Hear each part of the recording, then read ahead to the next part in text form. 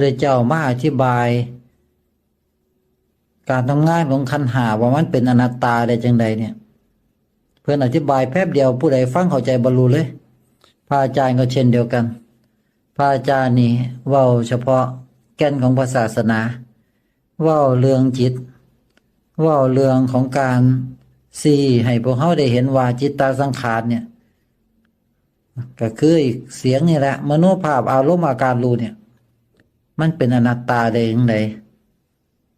เมื่อจิตเห็นได้ว่าจิตตาสังขารอันเป็นอาการของจิตเนี่ยมันเป็นอนัตตามันบ่แม่นจิต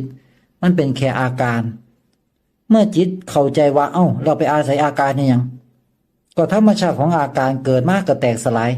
กระเพื่อมของมันอยู่สั่นเมื่อจิตได้เห็นความจริงนี่จิตก็เลิกอาศัยจิตตาสังขารแค่นั้นเอง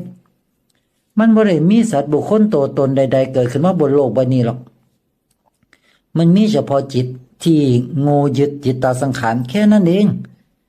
เสียงที่พระอาจารย์อ้าปากเว้าอยู่ตอนเนี่ยที่พวกเขาอ้าปากเว้าอยู่ในใจอยู่ตลอดไอ้เสียงตัวนี้แหละคือจิตตาสังขาร